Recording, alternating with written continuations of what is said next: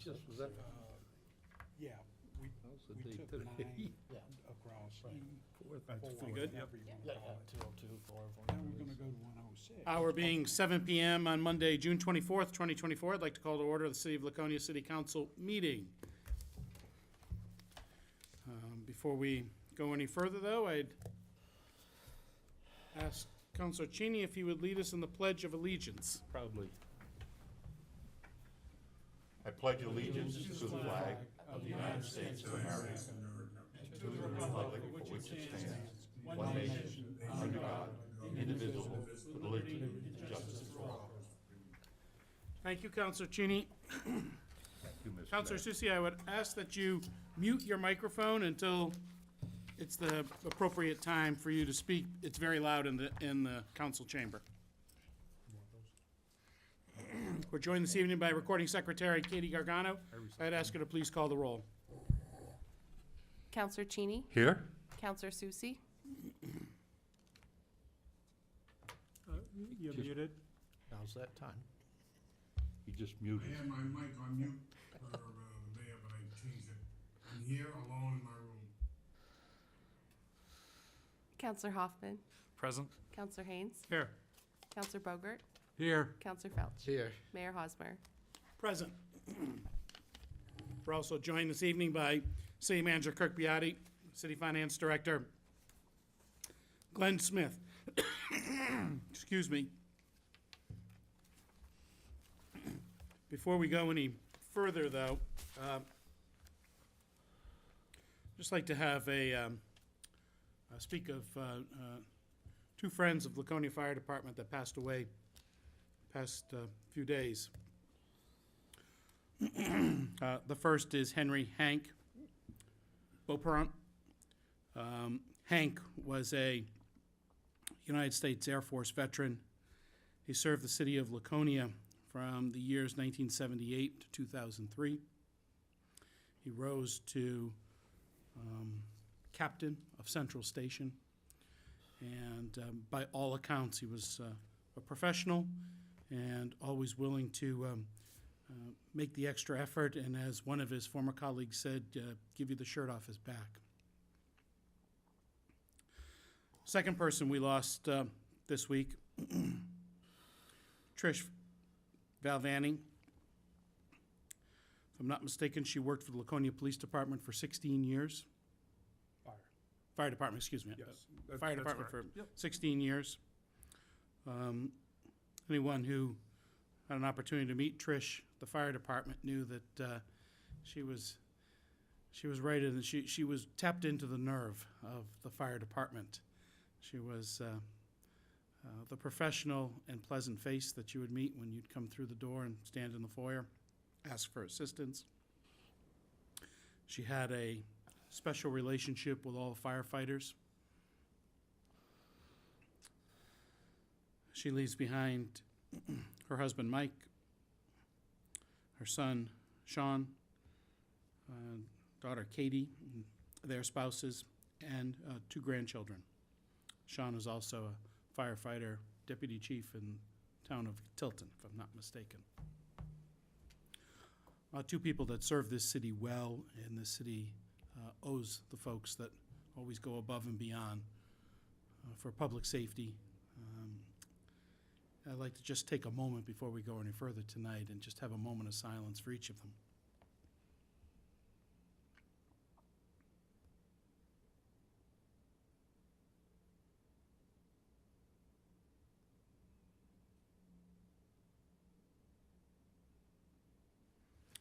Like the Beauperant and the Valvanni families to know our thoughts are with you and our condolences on the loss of your loved one.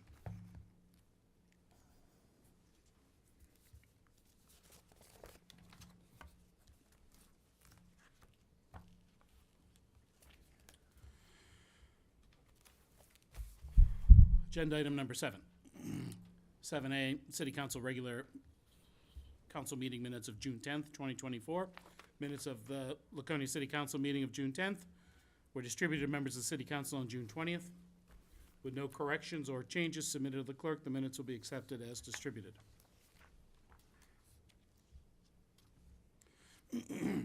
Although, right now, it looks like there is no consent, we have no consent and action items, but the city manager will speak to a matter when it comes to his opportunity.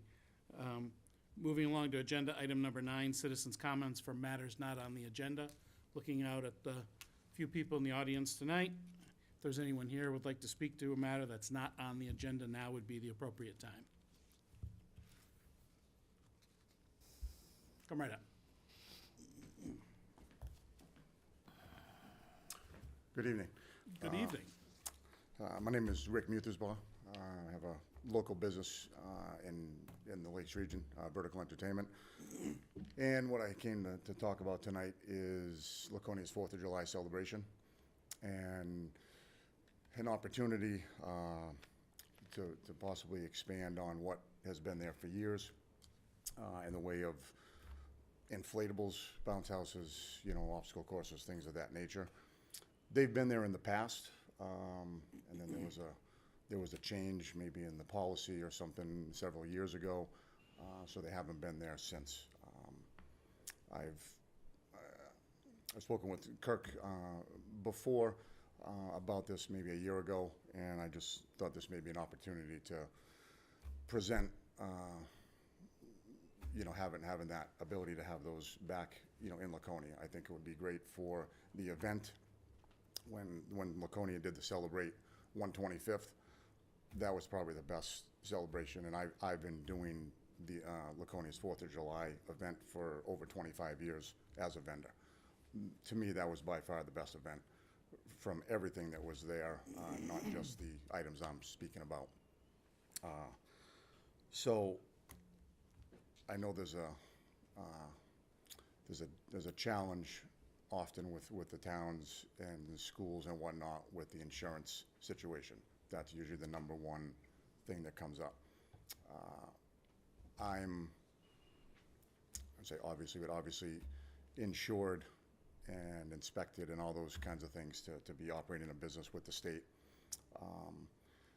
Primex is typically the insurance carrier that I have the most difficulty with when I'm speaking to different towns or schools or whatnot. Currently, I do events where the customer is the town, the school, the library, at over 100 different towns in the state. I know Primex doesn't cover every one of them. I want to say, from what I've been told, they're probably 80 or 85% of most municipalities. So a portion of the towns that I'm, performing events at don't have Primex, so it's not an issue. However, the ones that do, clearly there's a way around this because I do events there, whether it's an after-prom event, whether it's an end-of-school year event, whether it's their old home day, whatever that event might be, there's ways around that. I had a city attorney in Chester, actually, years ago. It came to the attention of the person that was running the event that, again, all of a sudden, we can't do this because of insurance. She asked me if the city attorney writes up, an agreement, are you okay with that?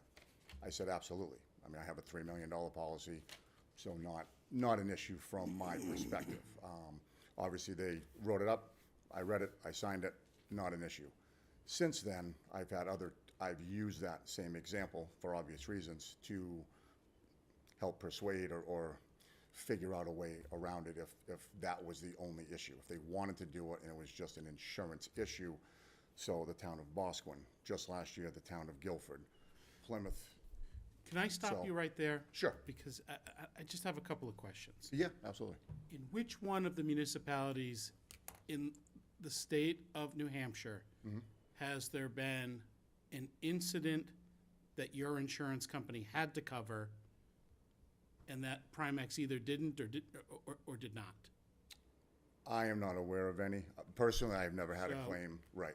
That's the challenge I have.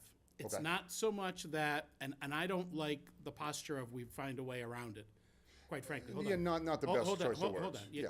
Because when you're asking us to act on the city of Laconia, we act on behalf of the citizens of Laconia. Sure. If we've done something to go around our insurer and all of a sudden our citizens are exposed to liability, we haven't done them any favors.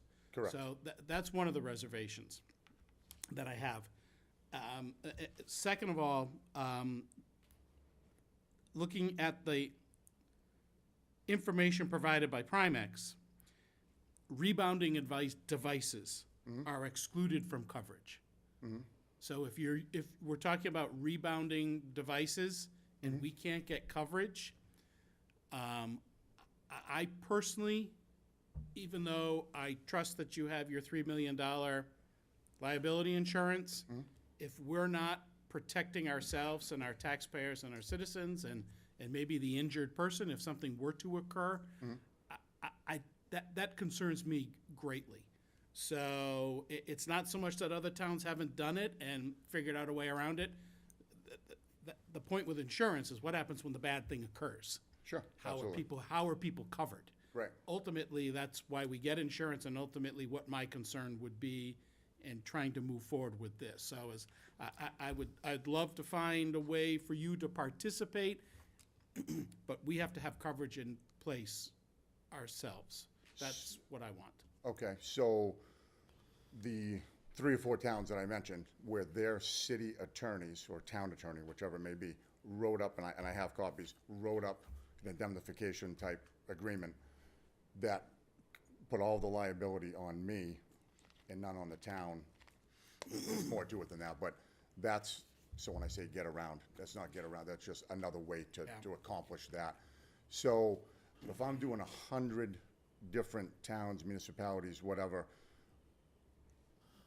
you know. I get you. Look, but until you've been sued by one of them, Yep. and the municipality doesn't have the coverage, and then you tell me about how that all worked out, then the story is relevant to me right now. You know, I'm not much of a lawyer, but I do Yeah. remember my first week in law school when the torts professor said, "Sue all the bastards," quote unquote. Sure. So everybody's going to get sued if something were to occur, including the city. I have real reservations about being put in the crosshairs of a personal injury attorney. Even if doing yours, the city. even if the Laconia city attorney wrote something up. I'm confident in their abilities. I'm also very confident that if an injury were to occur, that we would be a named defendant in it. And I would, instead of having an indemnity in place, I want my own coverage. That's it. The reason I insure my cars too, over-insure them, because I don't want to just hope somebody else is going to get blamed and take the hit for it. Right. Yeah, I mean, because certainly indemnification is great, but if you have, how do I put the split liability, that it's not so much your rebounding device, it may be 50% your rebounding device, 50% the fact that there's the ground underneath your, this inflatable, or this item that you've brought to the city is not properly leveled or gives way, then we're on the hook for that. And we won't have any insurance because it's a rebounding device. We'll be out of luck completely, even though it's only 50% your fault, and maybe, or 60 or 80 or 90% your fault, but it's 10% our fault. We have no insurance on that. So I don't feel comfortable with this myself. I probably wouldn't be voting on it. I'll leave it up to fellow counselors. And this is not to disparage your business and your professionalism at all. I'm just thinking about what the city could be on the hook for, dollars and cents wise. No, understood. So to that end, when I also bring my rock climbing wall and 2-station trampoline bungee jump that I have for years and years,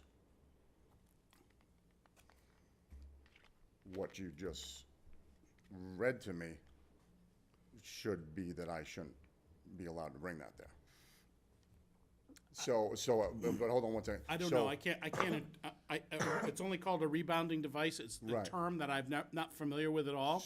Right. And So- if Primex says, no, we're not gonna cover you, then, So, yeah, they'll say they won't cover you. They'll tell you, they won't say that you can't do the event, right? That's what I'm kind of getting at. They'll Yeah. just, okay. So the other, to split hairs even a little bit more, would be some towns will not have a bounce house, to your point of the rebounding, but they'll allow a slide, or they'll allow an obstacle course, because kids aren't necessarily jumping up and down in an enclosed area. They're going through the obstacle or down the slide. I've had towns where the bounce house was a no, but those other items were a yes. I was like, okay, that's a different look on it, but they were approved. doesn't and they sound did as that. fun necessarily, right? Or as draw, but. Well, yes and So no. I'd Yeah. love to have you come to the city, Right. but only bring the equipment that we can confidently have insured through our insurer, Primex. That would be where I stand on this. And again, I may not even vote on it, and I'd Okay. like to make it a successful event and have lots of stuff there for everybody. Well, and that's, I think the event could use a boost, and I think that's a draw, because there's more than one town doing a 4th of July event on the same day, July 6th, whatever the day might be. And it becomes a destination. There's a value add to it. You're getting more folks in, and that's not just for the equipment. I'd be bringing the food vendors. Everybody there has lines a lot longer because there's a lot more people there due to, there's more stuff to do for the kids. I don't disagree with you. So, I hope you yeah. understand my I individual perspective on this. I have this conversation probably once a week for 6 months, and then I get 6 months off and I do it again. So I completely understand. I just wanted to, they used to be there, so there must have been a change with Primex, because a company before me had them every year. I had them there myself when I owned them for the Celebrate 125th. And then all of a sudden something changed, which must have been with the insurance company, because, I was told that, we couldn't bring them anymore. So there is precedence to have them, but Yeah. like anything, things change, and you have to adapt, and I get that, so. I would suggest Yeah. you if we were to do a little research, we'll find a personal injury attorney that had a home run and cost some company, our insurance company, millions of dollars because of a rebounding device here that Okay. I just said, that's it. The fun's over, the party's over. Right. Everyone's gonna have a ball until you lose an eye, and the trial lawyers get involved. Yeah, Anyway. no, I understood, yeah. Any I mean, questions from the council? 18 years in business and no incidents, but I understand that side of it. I do, because I deal with it all the time, so I understand. I appreciate that. Yeah. Any questions from the council?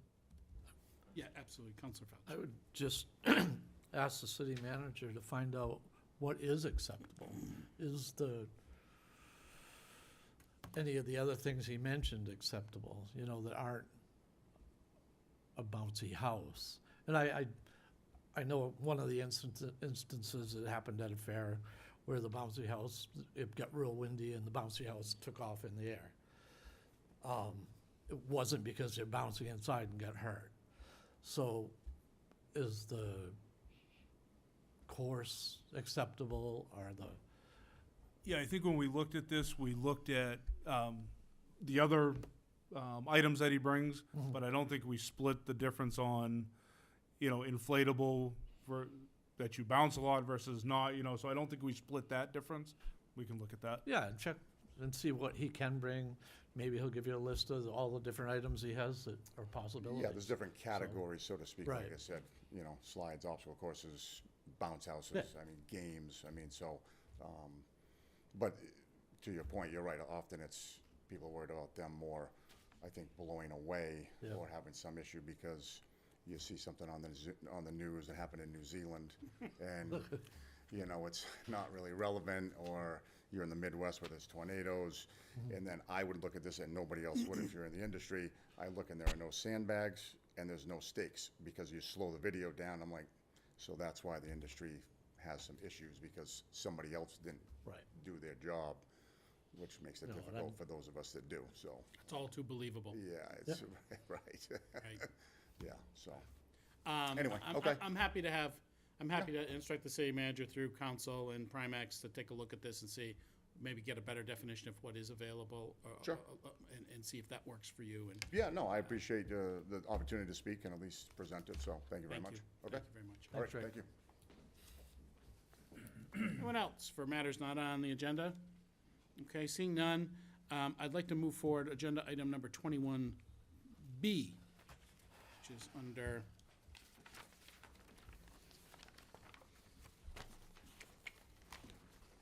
new business, which is resolution 2024-12 relative to approval of bonding to fund airport improvements. We have Marv Everson here as well. Marv, would you like to come up and maybe walk us through this just a little bit?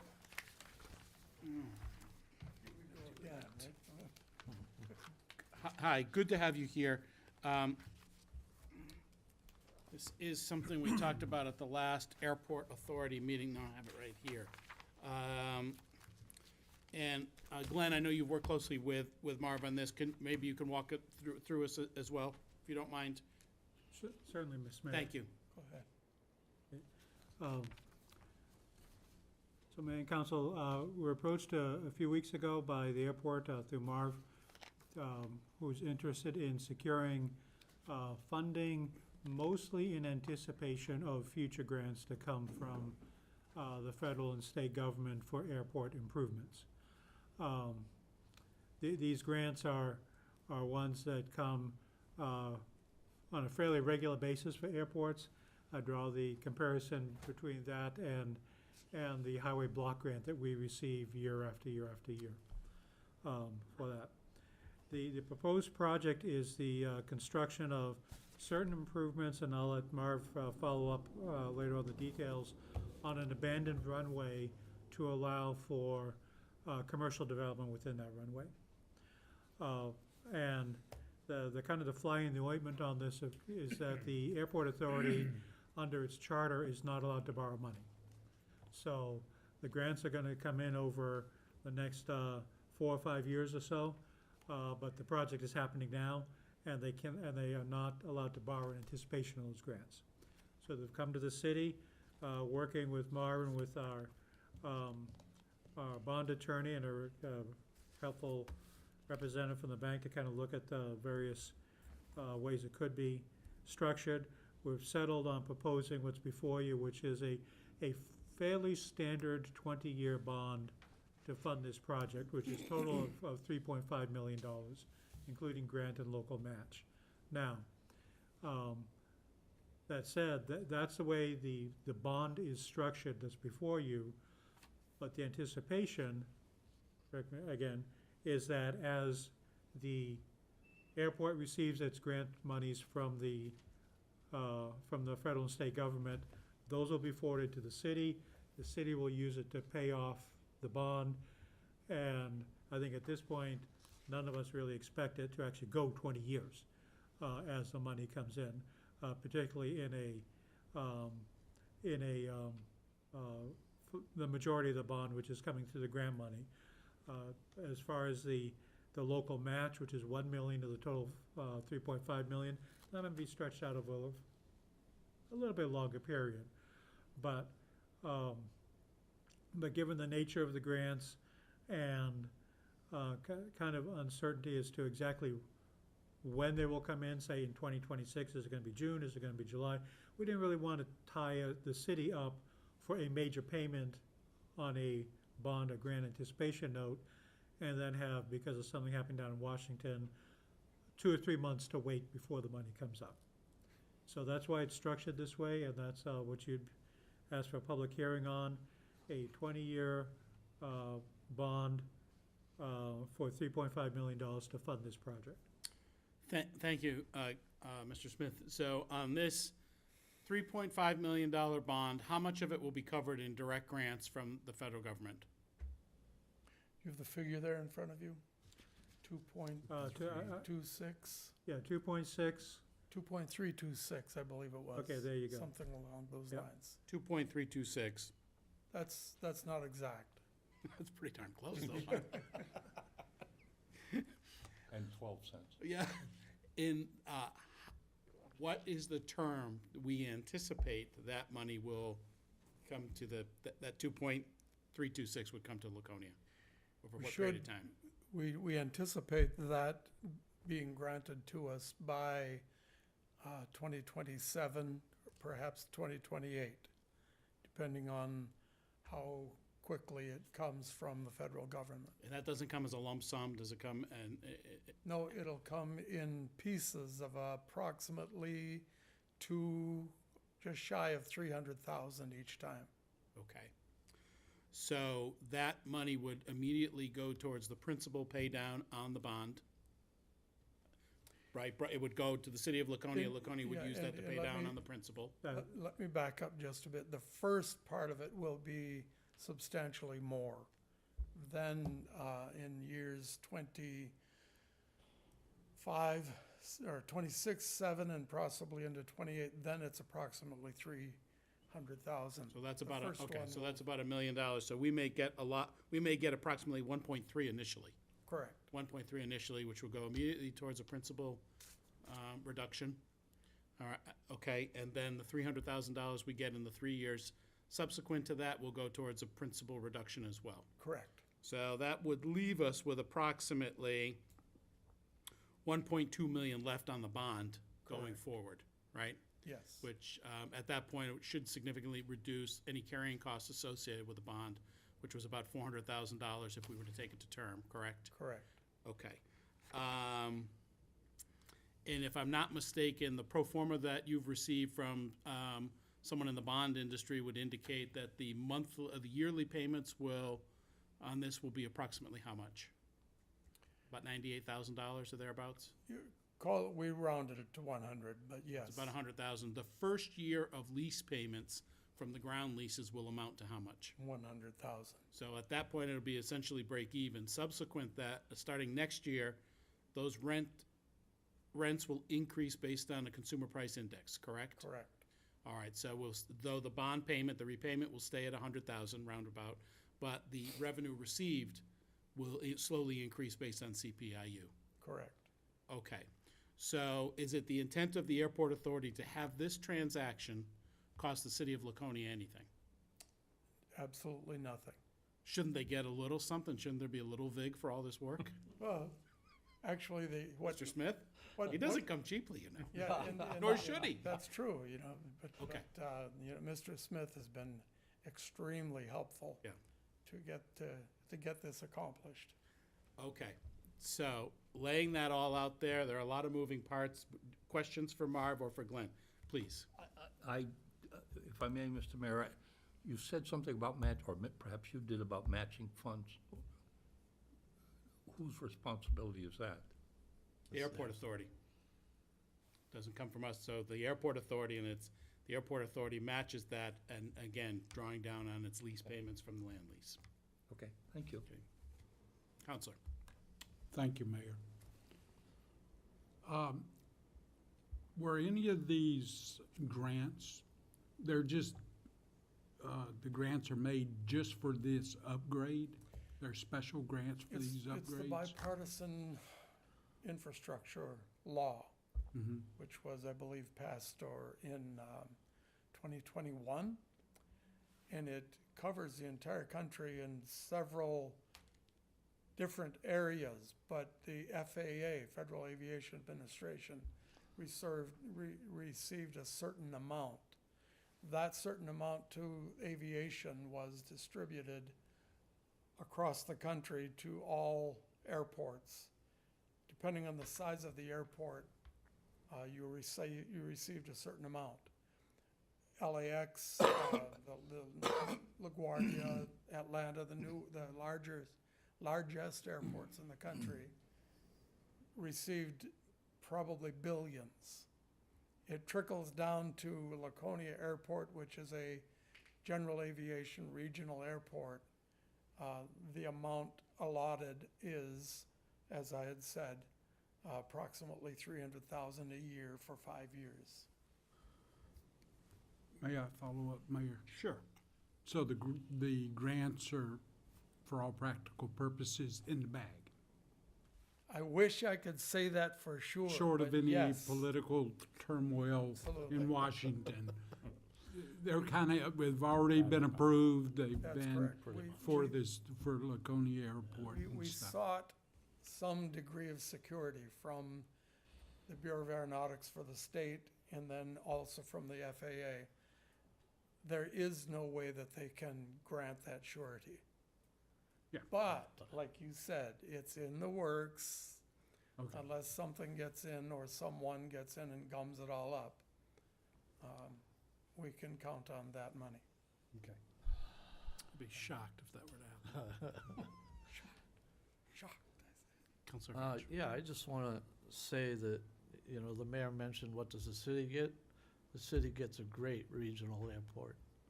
Thank you for all you do. Thank you, yes. Great. Anything else? Thanks, Marv. Glenn, thank you very much for your assistance on this. So in regards to this motion, in regards to this agenda item, we have three motions. First is, Counselor Susie, you still there? You muted, Counselor? I can hear you very well. Okay, I'm sorry. Before we go any farther, do you have any questions on this matter? All set. Okay, we're gonna go right to the votes now on this, all right? So, a series of three motions. The first is a motion to move to waive reading of this resolution, read by title only, so made by Counselor Cheney, seconded by Counselor Hoffman. Any further discussion? No. All those in favor, please take the roll. Counselor Cheney, Yes. Counselor Susie, Yes. Counselor Hoffman, Yes. Counselor Haynes, Yes. Counselor Bogart, Yes, Counselor Felch. Yes. 6 votes in the affirmative, that motion passes. Next is a motion to move a first reading of Resolution 2024-12 relative to approval of bonding to fund airport improvements. So made by Counselor Felch, seconded by Counselor Haynes. Is there any further discussion? Seeing none, please call the roll. Counselor Cheney, Yes. Counselor Susie, Yes. Counselor Hoffman, Yes. Counselor Haynes, Yes. Counselor Bogart, yes, Counselor Felch. Yes. 6 votes in the affirmative, that motion passes. Finally, on this matter, looking for a motion to move to schedule a public hearing on July 8th, 2024, during the regular city council meeting to gather public input prior to adoption. So made by Counselor Haynes, seconded by Counselor Hoffman. Is there any further discussion? Seeing none, call the roll. Counselor Cheney, Yes. Counselor Susie, Yes. Counselor Hoffman, Yes. Counselor Haynes, Yes. Counselor Bogart, yes. Counselor Felch. Yes. That's 6 votes in the affirmative, that motion passes. Thank you very much. Counselor Susie, you're like the voice of God. You come across roaring. Very, very well spoken, Mr. Mayor. All right, public hearings right now. We're moving on to agenda item number 13. Public hearing for a proposed application to New Hampshire Community Development Finance Authority for CDBG funds for renovation of the Partnership for Public Health's building at 11 Academy Street. Community Development Block Grants, CDBG funds are available for municipalities through the New Hampshire Community Development Finance Authority. Up to $500,000 annually is available for economic development projects, up to $500,000 for housing projects, up to $500,000 for public facility projects, and up to $350,000 in emergency funds, up to $25,000 per planning study grant. All projects must directly benefit a majority of low and moderate income persons. This is a proposed application to the Community Development Finance Authority for up to $500,000 in CDBG public facility grant funds. Of the grant funds, up to $30,000 will be retained by the city for administrative labor compliance costs associated with the project. Up to $470,000 of the funds will be subgranted to the Partnership for Public Health to renovate their building on 11 Academy Square to meet federal ADA accessibility requirements as an aging and disability resource center, as well as to improve the space for client and employee privacy, safety, and security. The majority of the PPH clients are of low and moderate income. Notice of this public hearing is made available in the June 13th, 2024 editions of the New Hampshire Union Leader, Laconia Daily Sun, posted at Laconia City Hall, Laconia Parks and Recreation Community Center, offices of the SAU, and the Laconia Public Library. I'd like to open the public hearing at 7:34 and ask if there's anyone here who would like to speak to that. Please step forward. Welcome. Evening. Good I just have evening. to say a couple things. There's an informational packet available at the door for the public, so we have to say that. Thank you. And I do want to say that this project conforms with Laconia's Housing and Community Development Plan's goal to promote activities that protect the health and safety of residents and visitors, which is a short-term and long-term goal. And you are Donnelly. Donna Lane, CDBG consultant. Do we have, we also. Hi, at the Tammy par- Carmichael. I'm the Executive Director at the Partnership for Public Health, and we are your regional public health network. The Aging and Disability Resource Center that brings the clients into our building is just for Belknap County. And of course, we're located in the city of Laconia. It's where most of our clients are located, in the city of Laconia, so, So it's improvements to the existing building. yes. Handicap accessibility mostly, energy improvements, possibly a new roof, things like that. Sounds nice. Needed. Thank you very much. All right, if there's no one else who'd like to speak, I'd like to close the public hearing at 7:35 PM. Action on this item may be taken up later on this evening under unfinished business. Moving on to agenda item number 13B, which is public hearing for a residential anti-displacement and relocation assistance plan for the renovation of the Partnership for Public Health's building at 11 Academy Square. This plan outlines measures under the Uniform Relocation Act required for CDBG projects that involve any displacement or relocation of persons or businesses. If the city were to undertake a CDBG project which involved displacement or relocation, they would follow this plan. This plan outlines the measures they would take to find comparable, suitable housing for persons or businesses displaced or relocated. No displacement or relocation is anticipated for this project. Notice of this public hearing is made available in the June 13, 2024 editions of Laconia Daily Sun, New Hampshire Union Leader, and posted at Laconia City Hall, Laconia Parks and Recreation Community Center, offices of the SAU, and the Laconia Public Library. I'd like to open the public hearing at 7:36 PM. If anyone would like to speak to this, now would be the appropriate time. Donna, do you have to say something on this one or not? No? Said it all. Have you done this once or twice, Donna? Seeing that no one has come to the microphone to speak, I'd like to close the public hearing at 7:37 PM. Again, we may take this matter up under unfinished business a little bit later. Since we have two people sitting here, only for that reason, what do you say we pull this up under unfinished business? Let's go to agenda item number 22 in your agenda.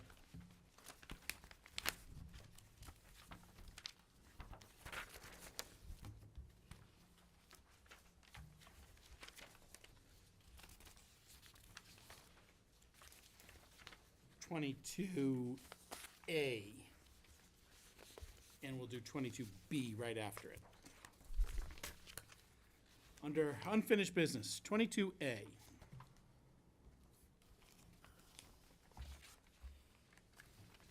I'm not going to read everything once again. We've had the public hearing just moments ago. We've heard about the project at 11 Academy Street. Is there any discussion any of you would like to have right now, or would you like to just move to the voting? Move to the voting, sir. So said. Okay. Right now, I'm looking for a motion to move to approve the submittal of the New Hampshire Community Development Finance Authority CDBG application for renovation of the Partnership for Public Health's building at 11 Academy Street to meet federal ADA accessibility requirements as an aging and disability resource center and to improve the space for client and employee privacy, safety, and security. To authorize the city manager to sign and submit the CDBG application, and upon approval of the CDB application, to authorize the city manager to execute any documents which may be necessary to effectuate the CDBG contract and any amendments thereto. So made by Councilor Cheney, seconded by Councilor Hoffman. Is there any further discussion right now on this matter?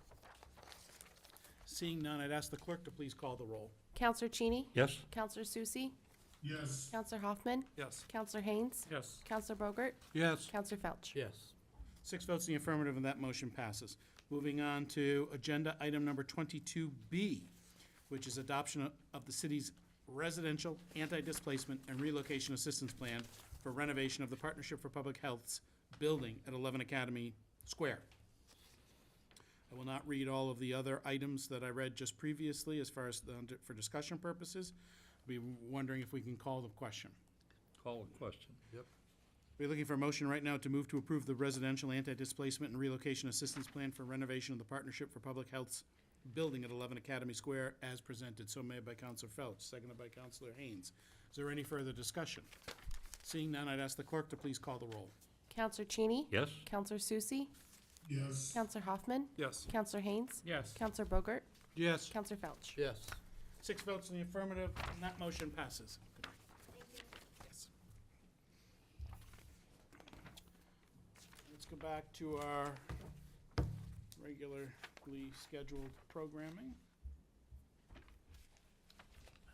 Under item number 13C, there's a public hearing under Resolution 2024-11 relative to the fiscal year 2024 year-end carry forwards. Notice of this public hearing is made available in the June 12th, 2024 edition of the Laconia Daily Sun, posted at Laconia City Hall, Laconia Community Center, Laconia Public Library, and the offices of the SAU.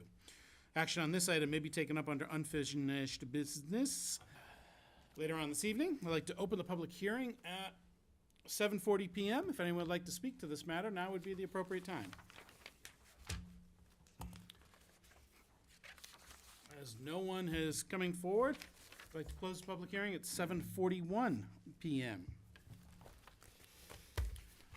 Agenda item number 15, which is the mayor's report. Just a couple of items I'd like to touch on. Try to get through these fast. First and foremost, this morning, I, along with Councilor Felch, had an opportunity to kick off the 14th Laconia Got Lunch program in the basement of the Congregational Church here in the city of Laconia. This was a remarkable organization, looking at Tony again, in serving, making sure that our students who do not have access to their public school meals have an opportunity to have well-rounded, nourishing meals over the course of 10 weeks in the summertime. So this is an effort. How many people do you think volunteer in any given week, Tony? Oh, we can go up to 100 people at least. So we have people inside, outside, delivering the food, fresh fruit. It's a great program. Yeah, we get more fresh vegetables as the summer goes along. This is a packing that starts taking place on at least Sunday, right, Councilor Yeah, Felch? we're there Sunday morning. Sunday, it's all set up for Monday morning. You show up, and there's an army of people in the basement of the church there that packs, how many, 400? 400 to 500 children. 400 to 500, yeah. And then there is an army of people out there in their cars delivering them throughout the city. It is, it's really a remarkable program that has been duplicated in so many communities throughout New Hampshire, but if I'm not mistaken, this is the first one in New Hampshire with Laconia Got Lunch program. So thank you to the Board of Directors, thank you to all the volunteers, thank you, Councilor Felch, because I know you are a tireless worker when it comes to this. 14 years, pretty darn impressive. Yep. Second of all, it was great to be joined by a couple of counselors at the retirement of Ira Keltz. Many of you may know Ira, who is the president of Temple B'nai Israel congregation, has been so since 2019. He has stepped down from that position. This year, we had an opportunity to celebrate his accomplishments and his work at the temple this weekend. Truly an extraordinary person. I first got to know him in 2019 when he was an active participant at the St. Joseph's gathering, or the gathering at St. Joseph's Church in response to the diocese demo application. It was remarkable to me at the time to see this. It wasn't just my brothers and sisters at the Catholic Church or St. Joseph's Church showing up. It was our friends from the temple. It was our friends from other churches, non-Catholic churches around the city. It was from people who maybe had no religious affiliation of all, standing there arm in arm protesting the fact that this historic building, this sacred space within the city of Laconia, was scheduled to be demolished. Ira was there on behalf of the temple, and I'll never forget getting to know him there.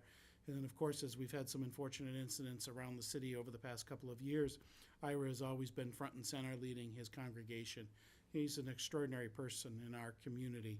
I'm sorry to see that he stepped down, but I'm very, very happy to know that he will remain in the community and continue to take an active role in speaking up for justice and fairness, and it was an honor to participate in that. We've also concluded the Laconia Motorcycle Rally 101st edition. I will say it's tough for me to gauge what the crowds were, but I will say every time I was down on Lakeside Avenue, the crowds were robust. The parking was well managed, and it was, the weather couldn't have been better. And, you know, once again, Laconia really leads the Granite State in showing the rest of the Granite Staters how to throw a party and how to do so responsibly. And I want to say thank you again to Charlie St. Clair, Representative St. Clair, as well as Jennifer Anderson and their team at Laconia Motorcycle Week Association. I also want to thank our city employees who have to go above and beyond in the course of that 10 days. Our fire department, our police department, and our DPW. It was very well organized and cleaned up in a timely fashion on Lakeside Avenue. And also thank you to the citizens of this city who, many of them I know very well, tolerate the motorcycles here. They may not embrace it, but they tolerate it, and they do so with a smile. And we don't ever want to take that for granted. We also had an opportunity today to open up, cut the ribbon for the Levitt Park Playground, which was done with, how was that funded, Tony? There were some city funds associated with it, as well as Levitt Park Actually, Association? it was a grant that was issued that covers the playground, stuff we're doing inside, a new floor, new lighting, audio-video equipment, and redoing the walking path, and also adding on a gazebo on the side of the building. The grant covered almost all of it. The Levitt Park Community Club is paying $50,000 towards it. And then the city has a menial $5,000 to $10,000. It's not menial. compared to what it cost, it is. True. I think the bottom line is this, is once again, we've enhanced one of the assets of this city, which is Levitt Park and the playground there. It was great to see literally dozens and dozens of kids up there playing today on new equipment, and landscaping will be finished in the coming weeks. So that's something for us to be proud of. And I think I guess the bottom line of this, my comments right now is if you want to get something done, call Councilor Felch, because he gets stuff done. I will also, just to put this on your radar, and we'll have a further discussion coming up in, I think, the next meeting. The Department of Administrative Services has has notified the public that bids for the Laconia State School development are due by July 18th at 3 p.m. We have had some interesting and productive conversations with some folks who have some interest in the development of that property. I don't think we're really at liberty to say much more than that. So it's good to see that there is interest there. I'm going to ask over the next week or so for Kirk to put together a letter from the city which reiterates a number of the things that we made clear in 2022, both in the letter of December 6, 2022, as well as September 2022, which said, outlined the areas of interest for this city if this property and when this property is transferred to private hands. First of all, it's the preservation of our rights in the Robbie Mills field, the water tank, the ability to park in the hayfield, what is the hayfield right now across the street from Robbie Mills. At the time, we had some interest in the Doobie Building because it was a cold weather shelter. I don't believe will be used as an emergency cold weather shelter going forward at this point. But there are a couple of other items I'd ask that the city manager put in his draft letter. One is that I would like the city to have a more substantive role in the vetting of any potential bidders here. We had someone there previously, which was one of our previous city planners. Rightly or wrongly, he had to keep anything discussed while he was involved in the vetting completely confidential, couldn't share it with the city manager or city planner, he was a city planner, couldn't share it with the city council. So we knew that there was a bidder, we knew there was a high dollar bidder, but we didn't know much more than that. And I think the city has an interest that's more long-term than the state's. The state, what has shown, what we've learned from the previous bidder, winning bidder, that the state's interest was to take the highest bid that they received, which was $21 million. I think a little deeper dive into that winning bidder would have shed some light on the fact that they had no projects that were of similar size, not even close, that have been successfully completed anywhere in the world. They had some good ideas, I will give them that. But they didn't have the ability apparently to secure the financing when the closing came, nor did they have the ability, and if the financing had ever been put in place for the purchase of the property, not quite sure they had the ability to fulfill their promises that they were making to the city of Laconia.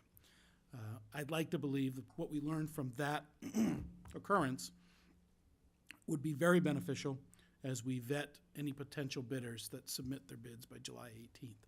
I would like either the city planner or the city manager to have a more substantive role in the very robust vetting of the bidders, with the eye that it's not so much the dollar amount being offered, it has to do with their ability to fulfill promises and to complete a long-term project which could take decades to finish.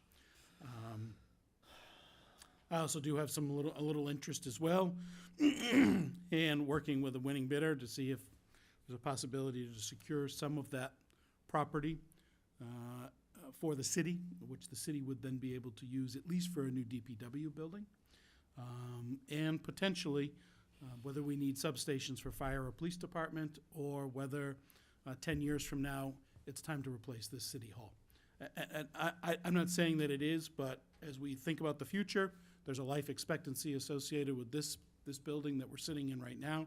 The life expectancy of the DPW building has, their shelf life has expired perhaps on that building, or it's pretty darn close to expiring. And as we move forward, I think the idea of a carve-out of a certain number of acres to accommodate city structures might be something we would be interested in and should keep in mind. So that would conclude my remarks. If you have a question, I'm happy to take it. I don't have a question, Mr. Mayor. I would ask, and this may sound strange, and if nobody agrees, I understand. I would ask that included in that letter is to remind the state for over 125 or something years, the city of Laconia has provided police, fire, ambulance, and on a few occasions, even public works assistance. And we're entitled to be a greater partner in this, just based on what we've given the state over these last 100 and umpty-ump years. Since I'm sure somebody 1903. can word it Yeah. more appropriately, but I just ask that they be reminded, we're not asking, as somebody who has no interest or no participation in what's going on there. They may have kept kids there for 100 years or so, but we helped them with everything they needed. They owe us. Sorry. So I would hope that you, once we get this letter drafted, that you would be one of the people to take a look at it and Be happy review to. it and offer some edits to it. Yes, I couldn't agree with you more. Thank you. Okay, that concludes my remarks right now, and I move on to council comments. Counselor Felch. So, the mayor took some words out of my mouth, but that's okay. Being on the board of directors and city representative for Motorcycle Week, I want to echo everything the mayor said. Thank you to Charlie St. Clair and Jennifer Anderson and everybody that works hard on that. Levitt Park, I'm the president there, and that's in my ward. So I want to thank everybody involved in that. Thank my Levitt Park Community Club members. They work hard year-round, and it turned out great. Everybody needs to go see that park. Also, the parade's coming up. The Independence Day Parade, July 6th at 4:30, starting at the high school, going to El Pichi with activities at El Pichi Park. I have found a Grand Marshal. Our Grand Marshal will be Warren Bailey. So I hope we'll see all of you in the parade, or at least watching the parade. What a fine choice. Thank you.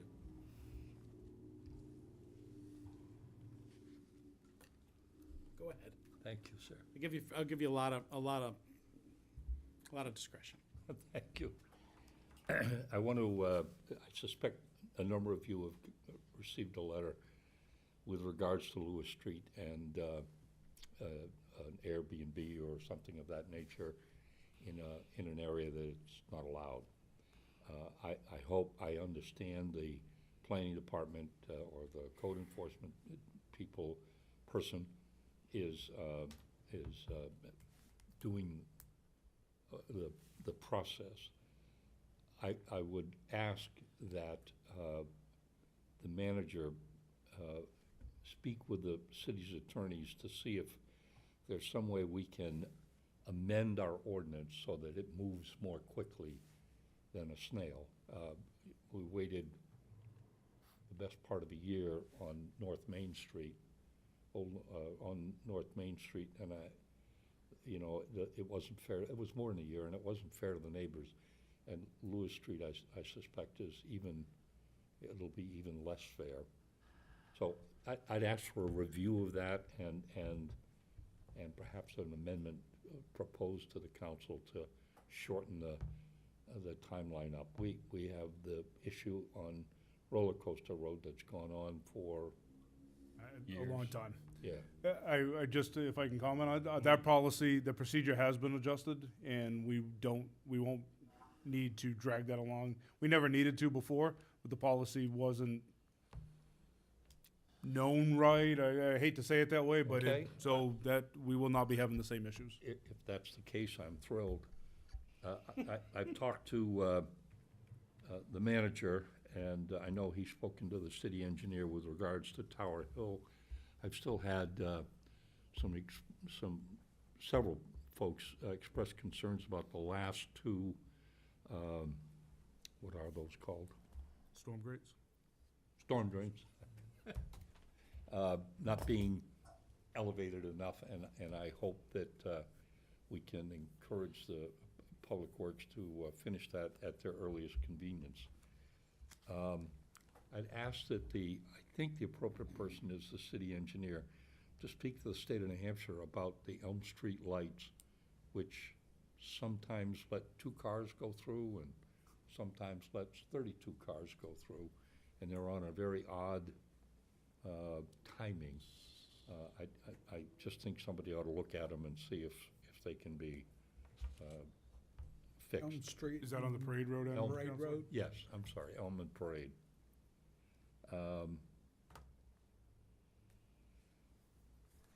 We talked about facility naming some time ago. Have we made any progress on That process is all done, and it's in There is a Parks and Rec hands, if there's a building or property to be named. Yep, you guys have already passed that policy. All right.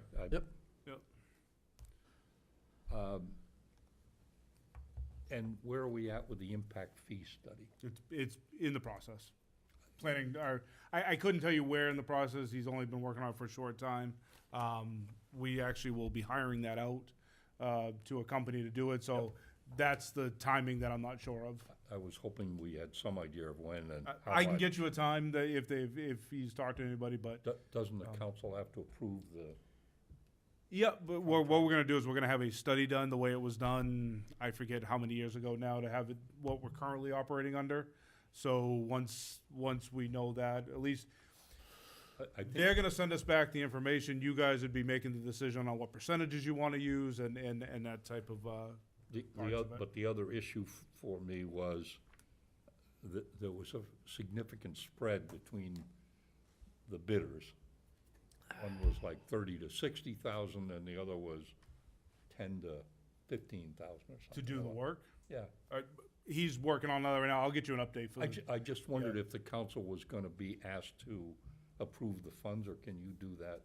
I would wanna see how much it's going to be. If it's $30,000, no, I'm not doing that on my own. If it's if it's a small dollar figure, and I say small, if it's within what there's no dollar figure that I have to follow, but if I can fit it within the budget into somewhere, I'll just take care of it. If it's a big dollar item, you guys would have to give me the okay. Thank you, Mr. Mayor. I'm sorry to drag it out. It's fine. Any other comments, council comments? Committee reports, any committee reports? Can we get that? How about liaison reports? All right, agenda item number 19, citizens request to comment on current agenda items. Nobody here. Let's move along to item number 20, which is the city manager's report. I'll look into that.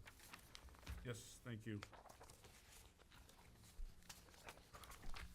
Thank you, Mr. Mayor. You're welcome. All right. Couple documents within there tonight. I'm just gonna go through them relatively quickly. Not gonna, as I've been doing the last few times, not necessarily reading it out individually. If there's anything that jumps out at you, please feel free to ask. We wrapped up with a couple of projects though with Public Works, Pendleton Road, Wentworth Cove, Summit Ave. Those are have been completed and they're just going through their final inspections now. Old Prescott Hill Road, undergoing this, some water and road upgrades. That's being taken care of and should be finished up soon. You note in that first paragraph, it does refer to Pickle Pond Road. Since we've made the last decision as a public road, we know that that road, which is quite long, has a lot of work that's gonna need to be done. They're starting to look at the process of what it's going to take.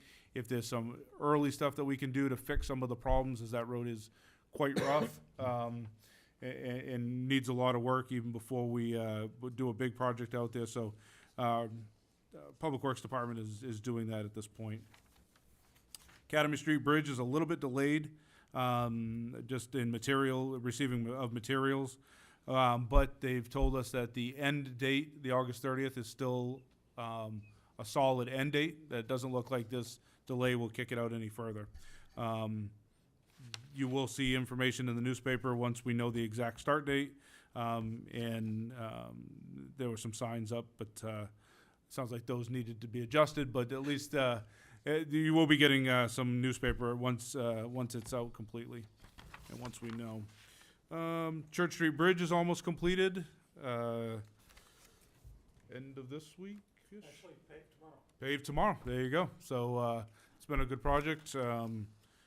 Go through that intersection quite often, and I think those lights seem to work and kept it going pretty decent going through there. So that was a good project completed.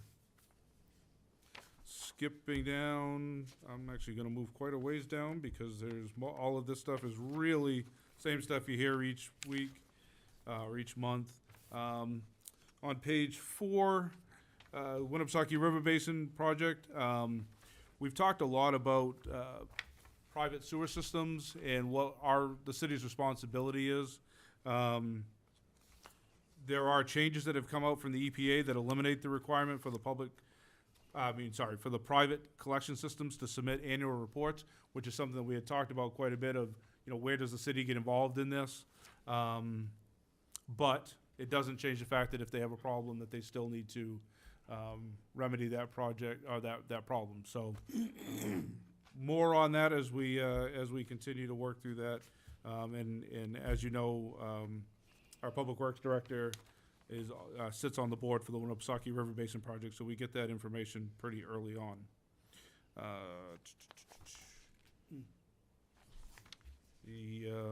The only other thing I have is under the sewer collection system, the SSF. There is some of those developments that are going in on White Oaks Road. There's going to be some public-private connection of sewer systems. One of the things that I found is, I've run into a few times since I've been in this position, is that when this was done decades ago, good agreements weren't written, so there's a lot of confusion when we start to have these public-private connections.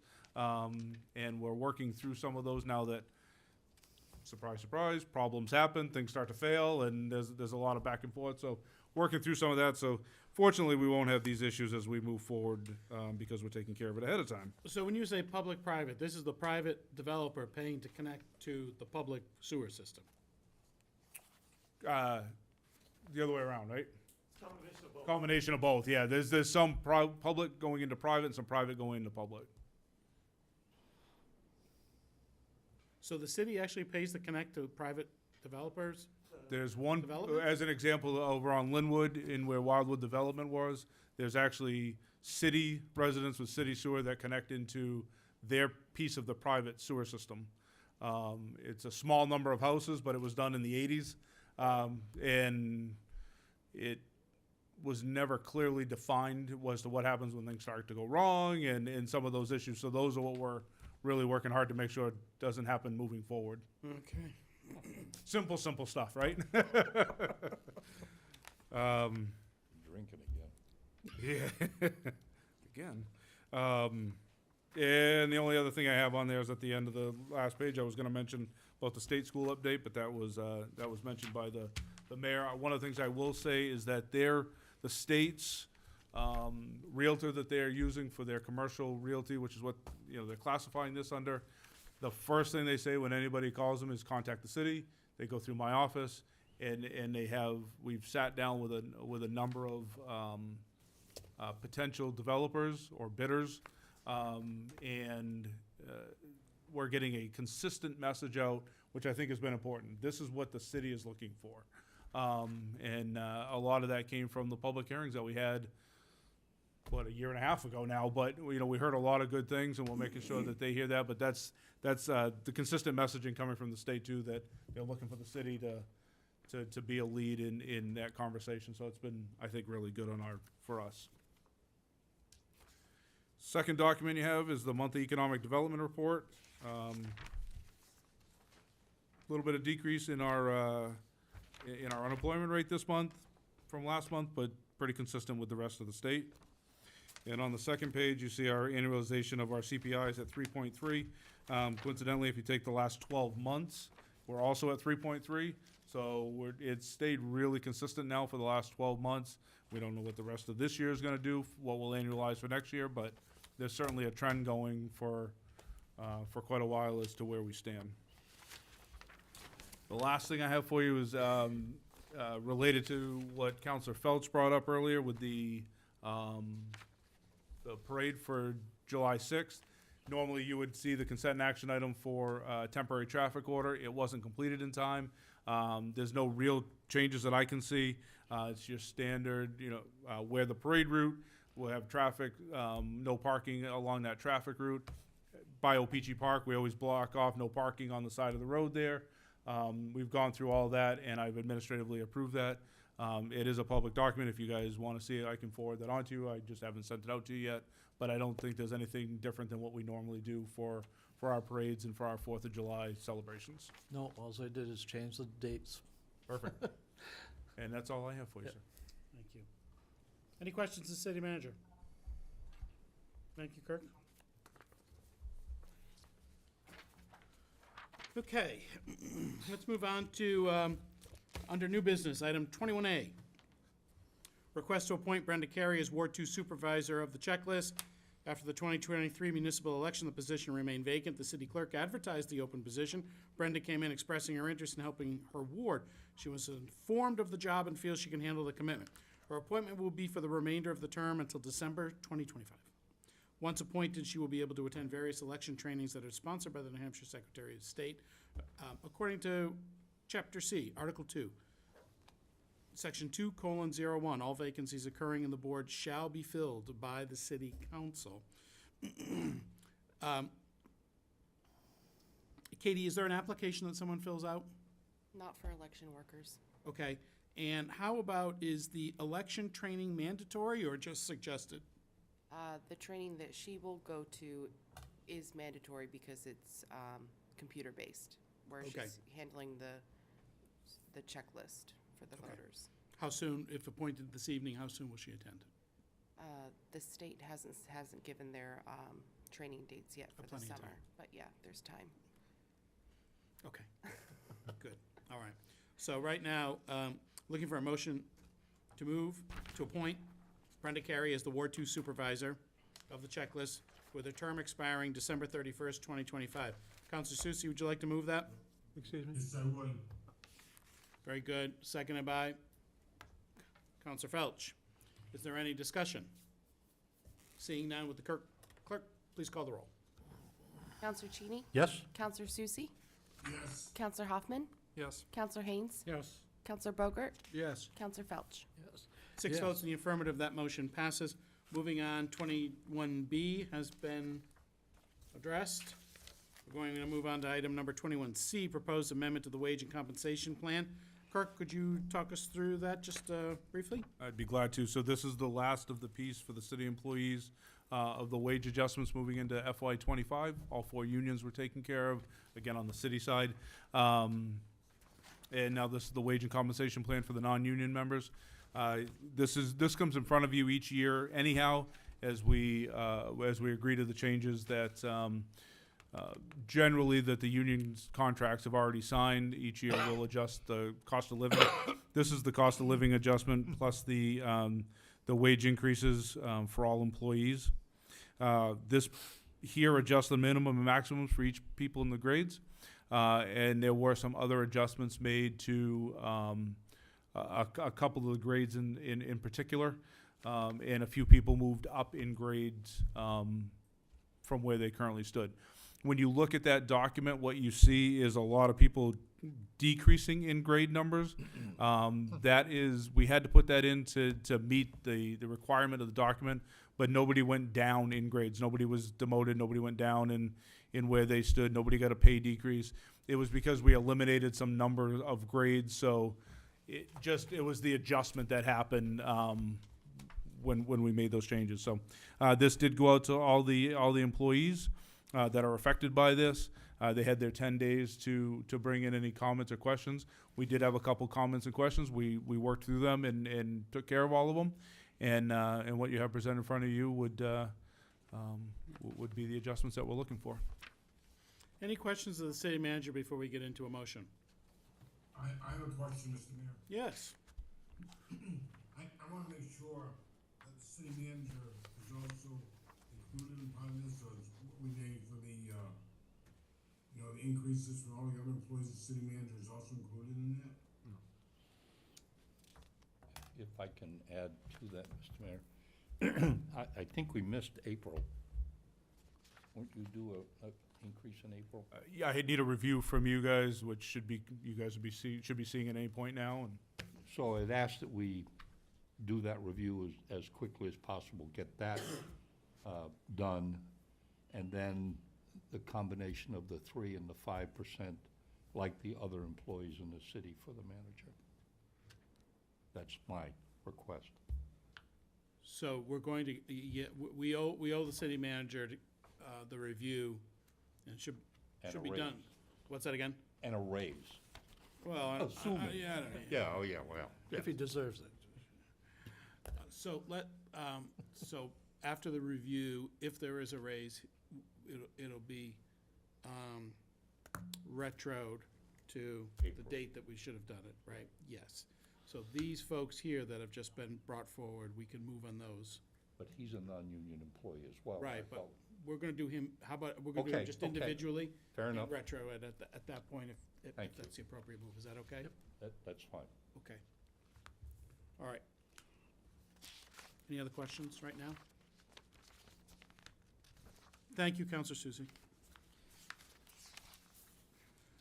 So right now, I'm looking for a motion to approve the proposed amendments to the wage and compensation plan as presented, which will take effect on July 1st, 2024. So made by Counselor Cheney, seconded by Counselor Hoffman. Yep. Yeah, you're slow. All right. Is there any further discussion? Seeing none, I'd ask the clerk to call the roll. Counselor Cheney? Yes. Counselor Susie? Yes. Counselor Hoffman? yes. Counselor Haynes? Yes. Counselor Bogart? Yes. Counselor Felch? Yes. 6 votes in the affirmative, and that motion passes. Thank you. Uh-oh, this is the yearly bad puppy agenda item here. Dog owners in the city who have unlicensed animals ought to be forewarned right now. All right, secure their puppies tonight, because the puppy police will be out. 21D, request to sign the unlicensed dog warrant for 2024. We have a healthy list right here. It appears to me that if we were to collect it all, quick calculation, $12,032 owed to the city because of bad puppies, bad owners. Good puppies, bad owners. Anyway, this is just to bring this up to date right now. The cost of civil forfeiture is $25 per dog. This costs $7 to serve. This is subject to City Ordinance 46614. The town or city clerk shall annually present, it's RSA 46614, excuse me. The town or city clerk shall annually present to the local governing body a list of owners of dogs that have failed to license or not renewed their dog licenses pursuant to RSA 466-1. So, right now, this is something we do annually. Does it really drive a lot of people in once this goes out, or is it Yes, a letter? 2 weeks ago, our animal control officer called over 600 people, and we got the list down to what you have now, which is about 390, 370. Yeah, that's remarkable. Okay, so right now, we'll be looking for a motion to move to issue the warrant as presented for the 2024 unlicensed dogs. So made by Counselor Cheney, seconded by Counselor Felch. Is there any further discussion on this? Animal hater. Seeing none, I'd ask the clerk to call the roll. Counselor Cheney, Yes. Counselor Susie, Yes. Counselor Hoffman, Yes. Counselor Haynes, Yes. Counselor Bogart, Yes. Counselor Felch. Yes. I think I should point out, Mr. Mayor, those of us who paid for our dogs tend to be aggressive about this. I get it. Yeah. The first thing I do is check it to make sure my I- dog is not on there, believe me. Anyway, okay, that's 6 votes in the affirmative, that motion passes. All right, let's move on here. Unfinished business number 22A has been addressed, 22B has been addressed. We're looking at item number 22C, Resolution 2024-11, relative to the fiscal year 2024 year-end carry forwards. Kirk? This was what we discussed last meeting with the carry forwards. You have a number of carry forwards in front of you. 15 from the general fund, 5 from sanitary sewer, and 2 from internal service fund. Most of these are just projects that weren't able to be completed in time for different reasons. As I talked about before, we're working really hard at decreasing the number of carry forwards. So we're trying to get projects done and within the fiscal year that they should be, but sometimes it's just not possible. So what you have in front of you is unchanged from your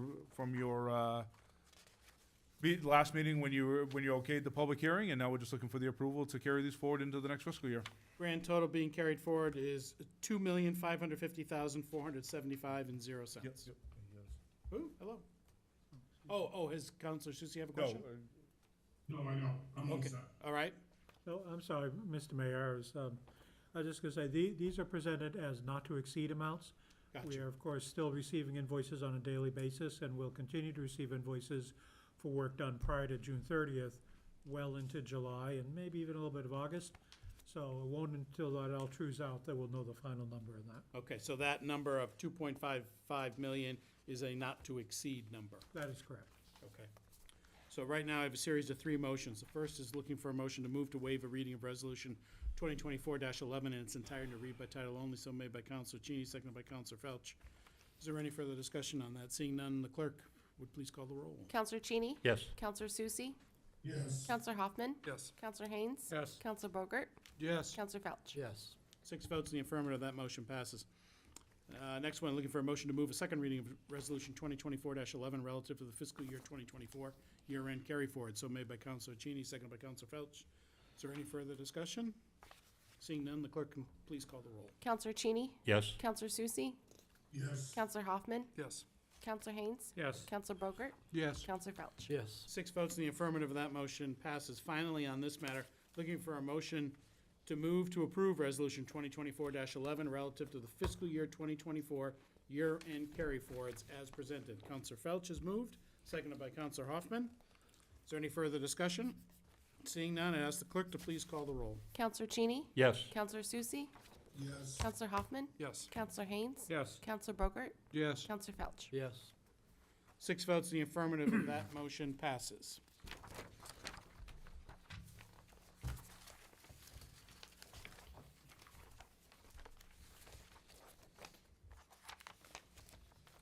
Item number 22D.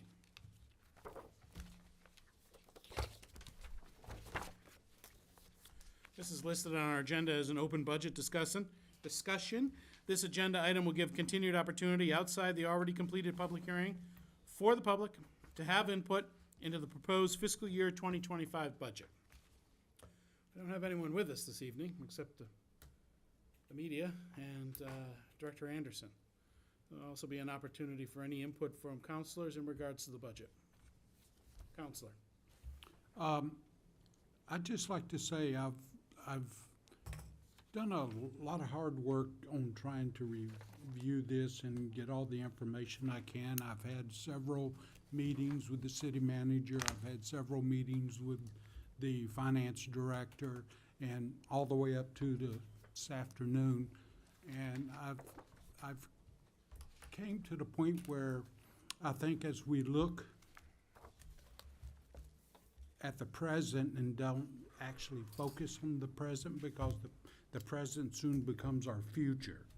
And as this is gonna be probably a first for the city tonight,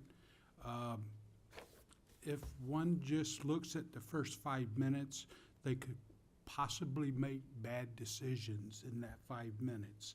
But if you look at the long haul of it, you can see where this is just a piece of the puzzle to get us through what we need to do in our future. So I would like to say that I have to agree with this budget and what was presented to us, all aspects of it, and I'm satisfied with it. Thank you. Any other comment? If I might, Mr. Mayor, I want to thank my brother councilman for the efforts they all made on the issue of wages and retention. It was not easy, I know that, but I want to thank you all, certainly on behalf of the two departments I liaise, and I suspect all the other departments, for the hard work. It wasn't easy sitting here getting through it, and I want to thank everyone for that. Thank you, Mr. Mayor. Thank you, Councilor Cheney, for your leadership on some of these matters too that you brought to the attention of the council, and you are a dogged I have told friends and acquaintances, Mr. Mayor, that I suspected this passed because you all got sick of listening to me and decided was the best way to shut me up. So- I don't think that's true at all, quite frankly. Well, And you're thank too you. self-deprecating. I think this is, Thank you. I know where your passions are, and I think it was articulated and advocated extraordinarily well. Thank you. So that's where we're at. Okay. If no one else has any other comments on that, we can move right along. Item number 22E.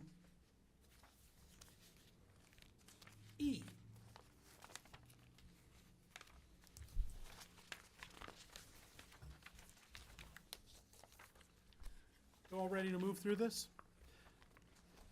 Yep. Counselor Susie raised his hand at all? You good, Counselor? I'm all set. Okay. Here we are, item number 22E. Amendments to the proposed fiscal year 25 annual budget. The proposed fiscal year 25 budget was presented to the City Council on April 22nd, 2024. During review and discussion of the proposal, amendments were proposed to better meet the needs of the city and its citizens and to reflect information received after the budget proposal was delivered to council. These are summarized in addendum number 1 of this report, which is part of our packet. Approval of these amendments will reduce the amount to be raised by taxes in fiscal year 2025 by $378,101. This is now presented by Kirk Beatty, our city manager. Staff and the city staff recommends adoption of these amendments as proposed. We have a series of 1, 2, 3, 4, 5 amendments.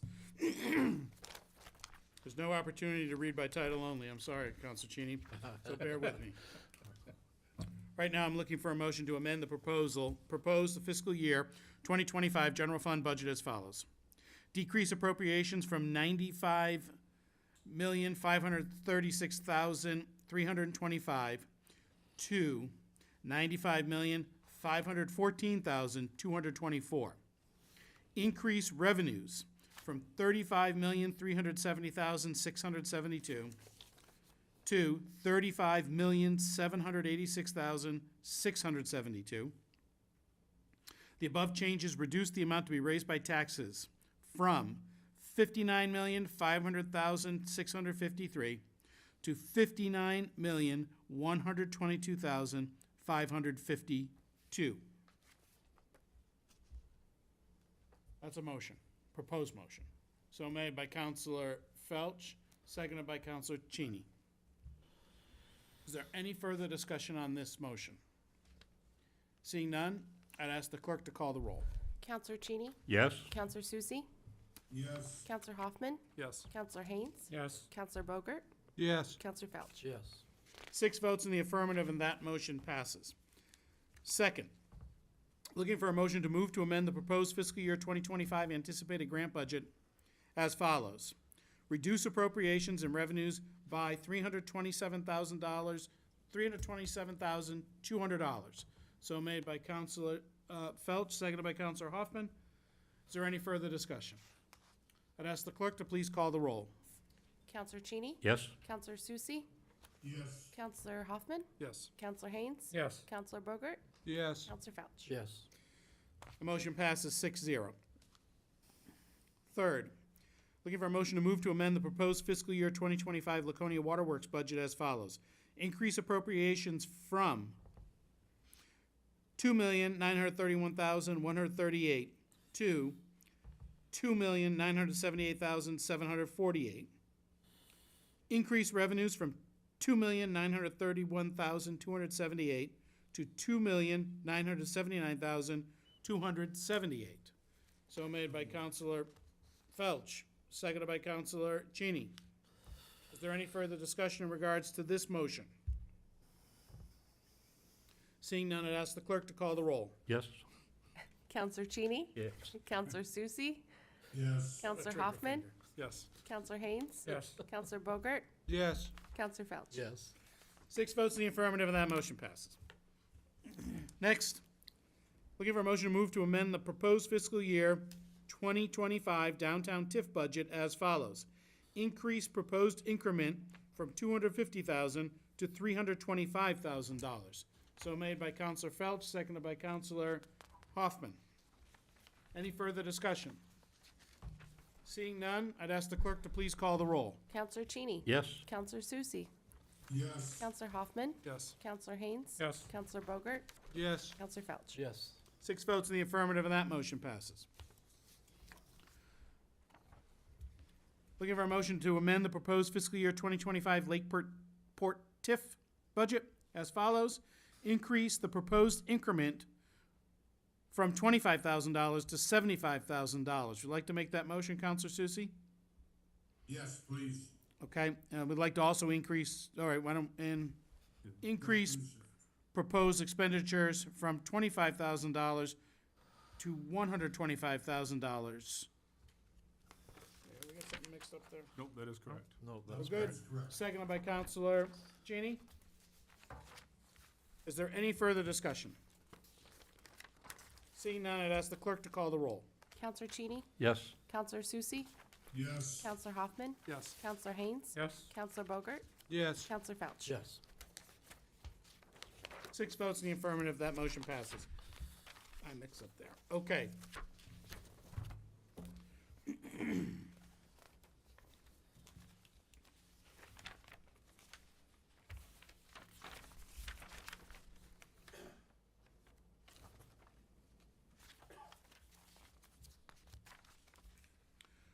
Agenda item number 22F, Resolution 2024-09, relative to making itemized appropriations for city funds for the fiscal year beginning July 1st, 2024 and terminating June 30th, 2025. The proposed fiscal year 25 budget was presented to the City Council on April 22nd, 2024.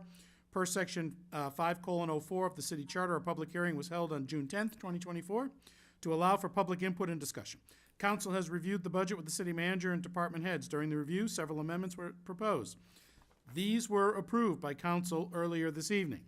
The proposed budget includes $1,594,000 in salary adjustments required to ensure that Laconia remains competitive in a rapidly changing employment market. To accommodate this need, it is proposed that $1,098,000 of capital expenses be exempted from tax cap calculations as permitted under City Charter Section 5:03.5. This represents approximately 25% of the total exemptions permissible under Section 5:03.5 and represents the minimum needed to accomplish the goal of providing competitive salaries in today's market. The use of such an exemption is permissible under a 2/3 vote of the council per Charter Section 5:03.5, capital A2. This is the second reading of the budget and resolution. The proposed budget includes estimated revenues and expenditures for the general fund, motorcycle week fund, ambulance EMS fund, sanitary sewer fund, waterworks fund, internal service fund, downtown TIF district, Lakeport TIF district, and Weirs TIF district, as well as anticipated grants fiscal year 25. City manager recommends that the city council accept this budget as presented. This is a series of 4 motions we have right now. The first is to move to waive reading of this resolution to read by title only. So made by Councilor Cheney, seconded by Councilor Felch. Is there any further discussion? Ask the clerk to please call the roll. Counselor Cheney? Yes. Counselor Susie? Yes. Counselor Hoffman? Yes. Counselor Haynes? Yes. Counselor Bogart? Yes. Counselor Felch? Yes. 6 votes in the affirmative, that motion passes. The next motion is to move a second reading of Resolution 2024-09 as amended relative to making itemized appropriations for city funds for the fiscal year beginning July 1st, 2024, terminating July 30th, 2025. So made by Councilor Felch, seconded by Councilor Cheney. Is there any further discussion? Seeing none, I'd ask the clerk to please call the roll. Counselor Cheney? Yes. Counselor Susie? Yes. Counselor Hoffman? Yes. Counselor Haynes? Yes. Counselor Bogart? Yes. Counselor Felch? Yes. 6 votes in the affirmative, and that motion passes. The third item on this, the third motion on this agenda is one to move to exempt $1,098,000 in fiscal year 2025 proposed capital expenses from consideration in determining budget limitations set forth under City Charter Section 5:03.5, capital A2, to allow for salary adjustments as proposed. So made by Councilor Felch, seconded by Councilor Susie, is that, all right, very good, very good. This vote will require 2/3. So, is there any further discussion? Seeing none, I'd ask the clerk to call the roll. Counselor Cheney? Yes. Counselor Susie? Yes. Counselor Hoffman? Yes. Counselor Haynes? Yes. Counselor Bogart? Yes. Counselor Felch? Yes. 6 votes in the affirmative, and that motion passes. Finally, on this matter, I'm looking for a motion to move to adopt Resolution 2024-09 as amended, establishing a fiscal year 2025 budget for the General Fund, Motorcycle Week Fund, Ambulance EMS Fund, Sanitary Sewer Fund, Waterworks Fund, Internal Service Fund, Downtown TIF District, Lakeport TIF District, Weirs TIF District, and anticipated grants as amended beginning July 1st, 2024, and terminating June 30th, 2025. So made by Councilor Felch, seconded by Councilor Cheney. Susie. Susie. There you Susie. go. There you go. Is there any further discussion? Seeing none, I'd ask the clerk to please call the roll. Counselor Cheney? Yes. Counselor Susie? Yes. Counselor Hoffman? Yes. Counselor Haynes? Yes. Counselor Bogart? Yes. Counselor Felch? Yes. 6 votes in the affirmative, that motion passes. There is a budget in place for fiscal year 25.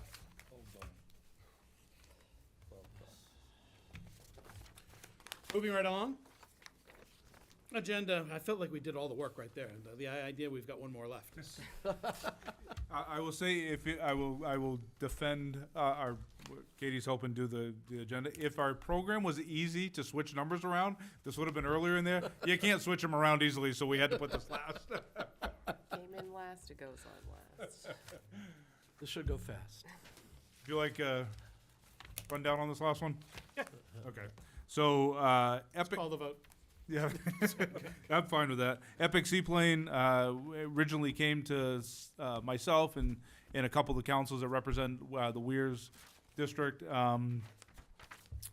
They want to do seaplane adventures out of that Weirs Beach area off the pier. We were struggling to try to figure out how we were gonna do that, but they did hook up with East Coast Flightcraft, and they're gonna be doing it, actually running seaplane rides off of the end of the pier. However, they've also asked now, if they're looking for an opportunity to dock, the plane, which I've been told when it's in the water, it's actually a boat. Not on the Weirs docks, as we've had questions on that in the past, but in between the Weirs docks and Weirs Beach. I'm not sure if they're doing anything else other than just staging it, but that's what it sounds like. So- Counselor Felch has been dealing a little bit more. Yeah, it's basically what happens is sometimes there's a lot of rough waters out at the end of the pier. So they want to be able to basically beach it on the land and they back it in. There's a picture on here. He would have been here tonight, but he's flying a plane for Southwest Airlines right now, so he is able to be here for a public hearing if we can schedule one. Okay. The plane. So all this is looking for is if you guys are interested in at least hearing more about it, scheduling a public hearing, and we can get more. That's probably totally inappropriate. I'm trying to saving him from going too far down this. Cultural touch point of my youth. Okay, thank you.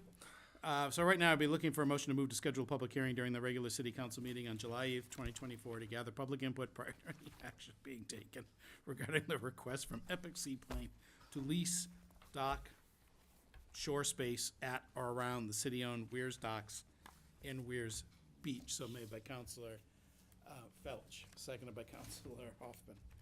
Is there any further discussion? I'd ask the clerk to please call the roll. Counselor Cheney? Yes. Counselor Susie? Yes. Counselor Hoffman? Yes. Counselor Haynes? Yes. Counselor Bogart? Yes. Counselor Felch? Yes. 6 votes in the affirmative, that motion passes. I'd like to adjourn the city council meeting of, Oh, thank you. what is today anyway? Today is the 24th. 24th of June, 2024 at 8:36 PM.